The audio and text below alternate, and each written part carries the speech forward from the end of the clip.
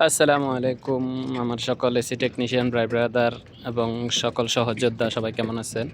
আপনাদের জন্য আজকে আরেকটা নতুন ভিডিও নিয়ে আসলাম। এসি কিভাবে ক্লিন করতে হয় বা কি সমস্যার কারণে ক্লিন করতে হয় বা ময়লা হলে কিভাবে বুঝবেন, আমি আপনাদেরকে ব্লুয়ারটা একটু দেখাই ভালোভাবে। দেখেন কি একটা ময়লা। তার আগে বলে নেই, যারা আমাদের চ্যানেলে নতুন, চ্যানেলটি অবশ্যই সাবস্ক্রাইব করে দেবেন এবং ভিডিওটি ভালো লাগলে লাইক এবং শেয়ার কমেন্ট করতে ভুলবেন না। আমি আপনাদেরকে দেখাই ব্লুয়ারটা একটু ভালোভাবে। দেখেন দেখেন কি ময়লা। এই ময়লার কারণে এসিতে ঠিকমতো ঠান্ডা দেয় না, অটো করে না।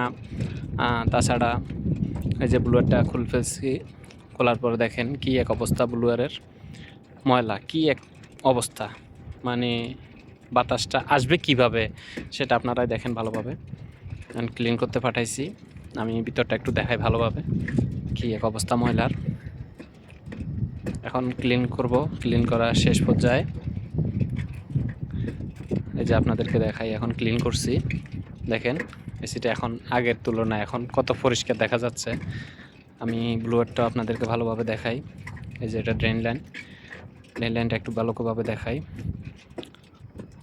অবশ্যই আমাদের চ্যানেলটা সবাই সাবস্ক্রাইব করে দেবেন, লাইক এবং শেয়ার করতে ভুলবেন না। পরবর্তী ভিডিওর জন্য অপেক্ষায় থাকবেন অবশ্যই। আরও অনেক এসির বড় বড় সমস্যা নিয়ে ভিডিও করব, আপনারা সবাই দেখেন। সব ফিটিং করা শেষ।